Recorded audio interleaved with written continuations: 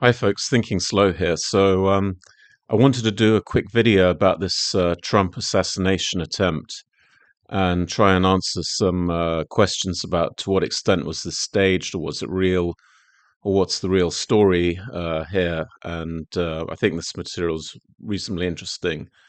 So, one thing I'm not going to do, may disappoint some people, is go through all kinds of technical arguments about elevation, lines of sight, code reds, all that kind of stuff. There's too much of that on the internet already, and I'm not sure it's going to really yield any convincing and conclusive findings. So, what I'm going to do instead is just basically talk about the agendas that might be at play here, what we already know about manipulation, what we know about the narrative, and try and make some educated guess from there about where this is. So, if you hang on, I will actually provide an answer to the question, but we're going to go through much more the structural significance of this event more than the nitty gritty of technical lines of sight and all the rest of it.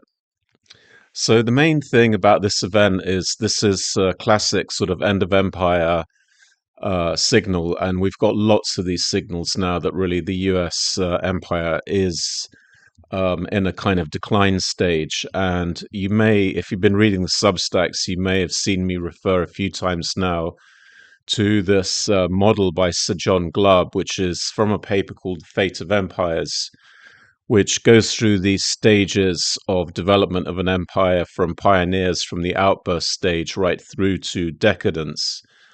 And it takes about 250 years, plus or minus 50 years here and there to complete that cycle. And this is what he says about one of the indicators of the decadence stage.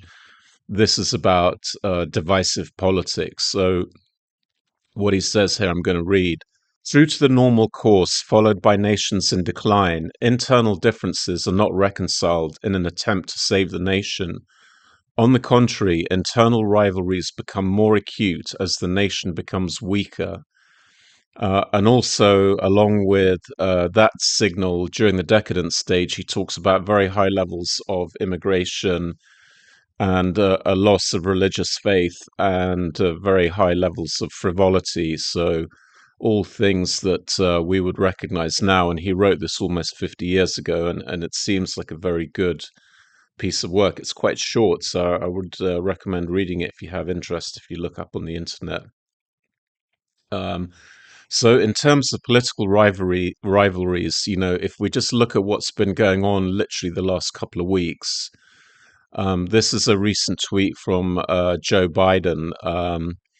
Donald Trump is a genuine threat to this nation. He's a threat to our freedom. He's a threat to our democracy.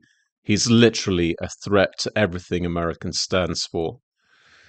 So, anyone reading this is going to think that taking up a rifle or carrying out some kind of physical violence is going to be justified. If this guy's such a threat to the nation, then why not take the law into your hands and do something?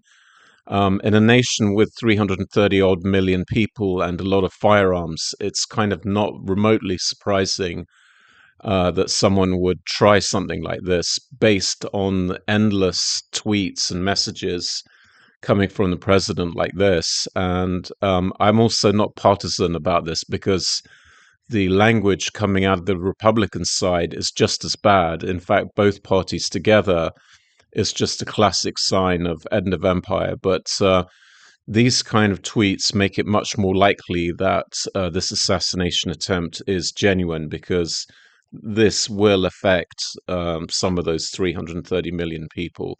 And in a way, it's surprising there are not more assassination attempts, to be honest. Um, Now, let's look at the sort of deep state argument that the deep state wants to get rid of Trump and therefore they're endlessly persecuting him through the courts. And then this is a sort of last ditch attempt, really, to silence him once and for all. So let's listen to Talk the Talk. But to embrace the possibilities of tomorrow, we must reject the perennial prophets of doom and their predictions of the apocalypse. They are the heirs of yesterday's foolish fortune tellers, and I have them, and you have them, and we all have them. And they want to see us do badly, but we don't let that happen. They predicted an overpopulation crisis in the 1960s, mass starvation in the 70s, and an end of oil in the 1990s. These alarmists always demand the same thing: absolute power to dominate, transform, and control every aspect of our lives. We will never let radical socialists destroy our economy, wreck our country, or eradicate our liberty. America will always be the proud, strong, and unyielding bastion of freedom. In America, we understand what the pessimists refuse to see: that a growing and vibrant market economy focused on the future lifts the human spirit and excites creativity, strong enough to overcome any challenge by far. So there's no question there that President Trump really talks the talk. I think that's the best ever analysis of the sort of Davos Malthusian dystopia that they're trying to bring in through this great reset. And Trump has really called it out brilliantly. He's called out their agenda, and he's called out the correct response to that agenda, that a belief in man's ability to use his intelligence and initiative to solve big problems, and to be able to do that without an overarching technocratic totalitarian state. And I think that really is the crux of what we're seeing now with this kind of build back better movement. Is these are big government totalitarians that want to really crush all kinds of liberties. So he's right on the money with that criticism. But let's have a look at, walking the walk and the realities of a Trump presidency. So first off, he raised somewhere about $1 billion for his presidential campaign for 2020. That's a lot of money, and that's a lot of money coming in from uber wealthy donors. So there's no way that Trump is independent of the deep state. If we think about the deep state as the kind of oligarchy plus big corporates plus sort of the permanent Washington working together, there's no way you can be independent of that and raise $1 billion from wealthy donors at the same time. So that's a bit of a signal. The other thing is, of course, he's an actor. So he's able to say all kinds of things in a convincing way without meaning them. So that's also something to be aware of.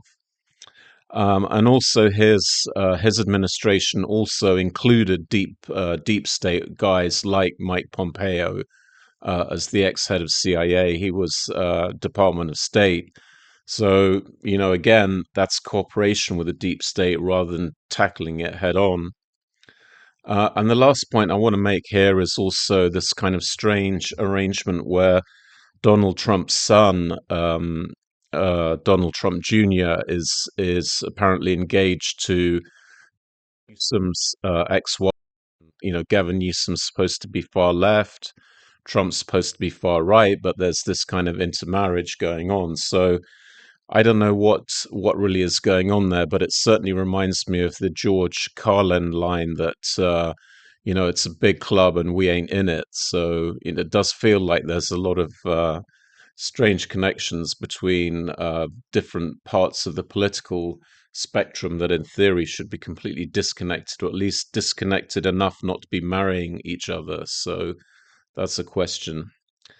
And then the last thing is, of course, the wall was a big deal. And if you start scratching at the surface of what was achieved during the Trump presidency over the wall, really nothing that much was achieved, to be honest. And I haven't been through all the numbers here, but this migrants detained actually went up quite a lot during the Trump presidency from 2017, 2021. So again, with these politicians, they regularly say one thing and do almost the exact opposite. So, he does talk the talk. There's no question that he's the best at talking the talk, but walking the walk, it looks a bit more dubious, to be honest. So I would definitely reject the narrative that's being pushed around this event. Whatever the realities of the event are, the idea that's being promoted on mainstream media that God intervened to save our hero Donald Trump, whilst of course allowing the innocent bystander in the back to die, just doesn't seem realistic. And this whole hero worship thing that's going on, the whole fight, fight, fight, and we all have to get behind this guy. I also reject that because of all of those red flags I mentioned, the huge amount of money taken from these sort of oligarchs, the wall-to-wall media coverage, the cooperation with the big state in the administration, and the lack of sort of deliverable outcomes in that first presidency on an issue like the wall, for example. So I would reject all of those things, although he does talk a great game. Um, and I think the long term solution to getting out of this sort of empire decline is also in the Sir John Glubb paper. And I'm just going to read it. Not everyone's going to like the sound of this because it involves religion, but he's a very smart guy, and this is what he said anyway. In this manner, at the height of vice and frivolity, the seeds of religious revival are quietly sown. After perhaps several generations or even centuries of suffering, the impoverished nation has been purged of its selfishness and its love of money. Religion regains its sway and a new era sets in.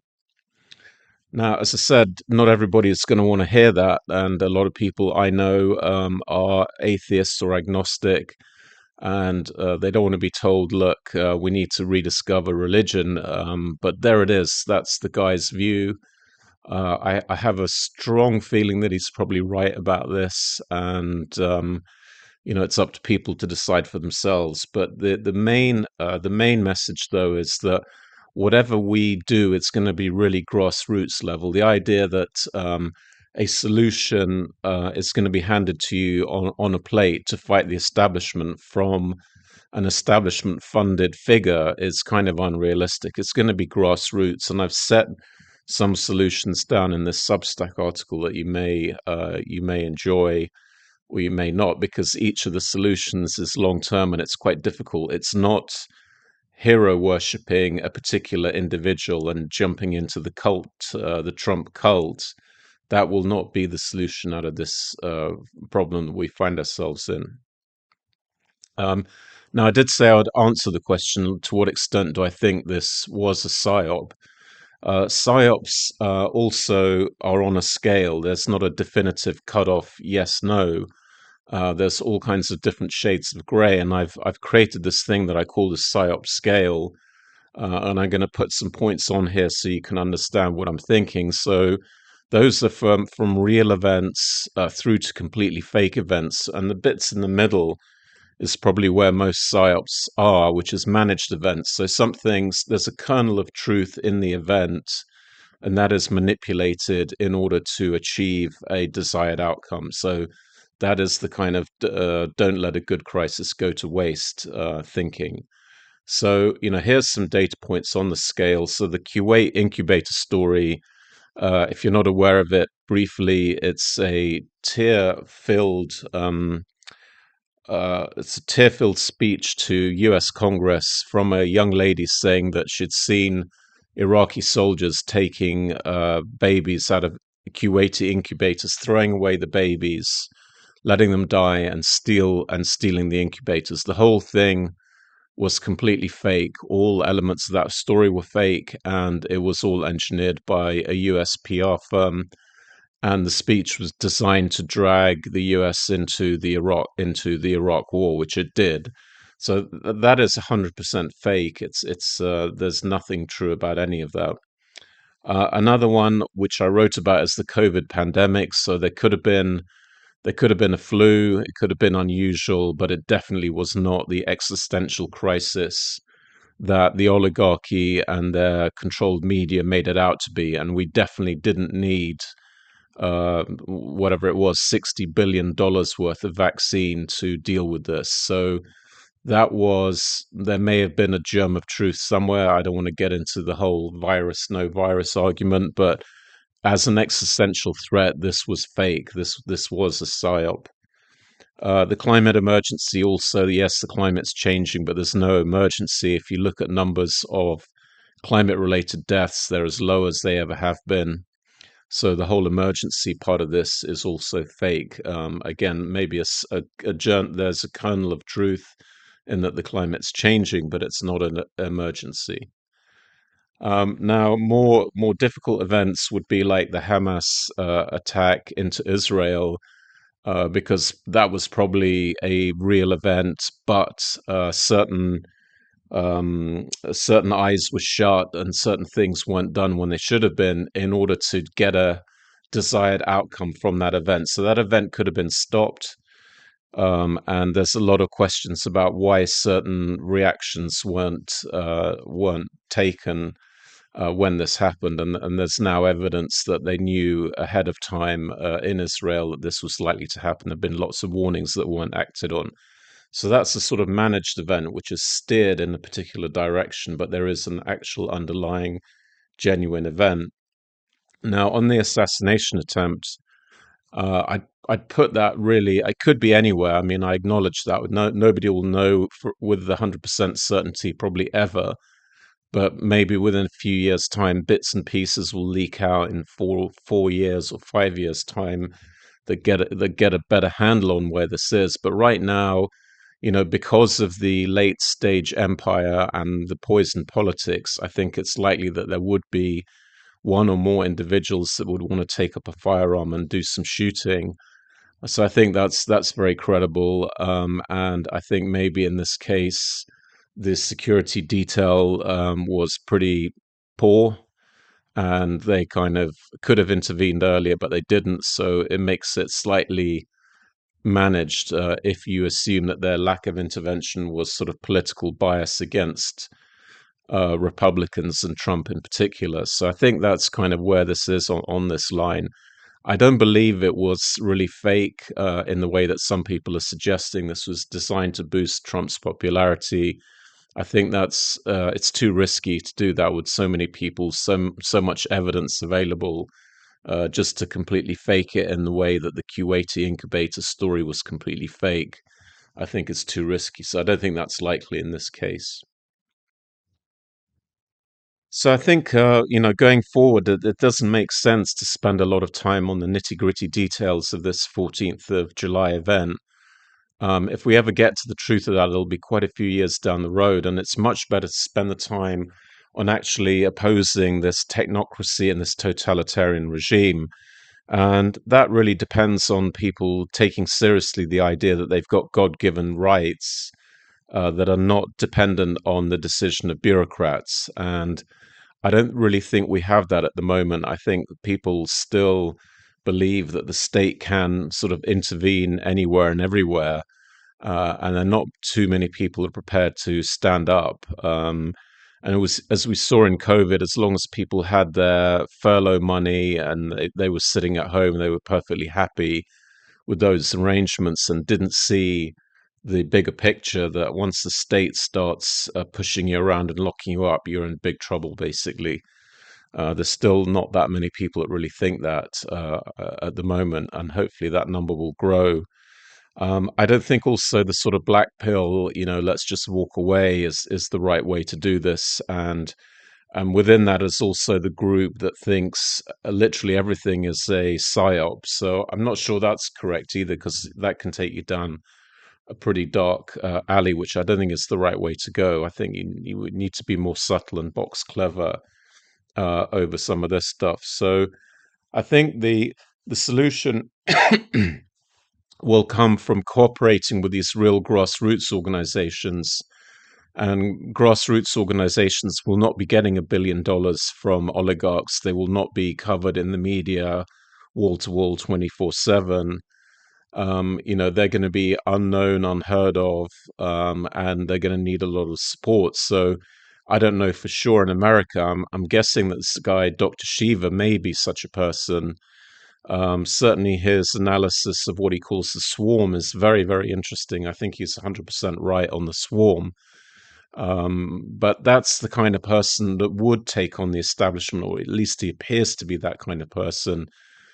because he is a rebel and he's genuinely telling you about things that probably the deep state doesn't want you to know about. So I think we have a similar situation in the UK. The real people who will be prepared to stop government tyranny are the people that you've virtually not heard about, who receive no funding. That's always kind of the hallmarks of real anti-establishment movements, and it's up to us really to get behind those movements and do something if we're serious. As I said, I think walking off is not the right way forward, and I think getting involved in those organizations makes a lot of sense, and that's what I call, the blue pill rather than the black pill. So I'm just going to put this picture up here. So for people that like photos and what's going on in photos, you'll know what I'm pointing out here, but I'm not going to labor that right now. So that was it, really. That's my 5 pennies worth on this particular situation. We're completely independent of party politics. We think the extremes of party politics are manufactured in order to divide people, so they don't really form an answer. Kind of big politics won't form an answer. Small politics will form an answer, but not big politics. But to keep us operating as an independent, we need to really get some funding. And you can join us on Patreon, where there is quite a lot of additional material, and also it's a good format for discussion, completely free of any censorship. And I think we're kind of open to more or less any kind of sensible ideas or reasonably sensible, and that's a good way of discussing and thinking through what's going to come. Because I think what's coming next is more totalitarian power grabbing, and it's going to be almost endless psyops and lies and deception. So I think you're going to need, and we can provide, a good forum for kind of, dealing with all this thing without going down kind of dark alleys and black pills and what have you. And also, if you're on Substack now, we've got a lot of growth on Substack, and some of the articles are, about 3,000 views. But very few of those Substack viewers are signing up. So that's another thing which is short-sighted. So if we can't sign up at least a reasonable number of those 3,000 viewers, then we're going to have to stop doing this. So if you've got 5 minutes spare now, put this on pause, head over to Patreon or Substack or buy me a coffee, and help us to continue doing the work that we're doing. And I think there's a lot more we can do. We've got a backlog of pretty interesting material, but we really need to get some funding for this. Otherwise, we have to stop doing it. So that's it from me. And as I always like to say, do not stay safe, but stay free. Thank you. Bye.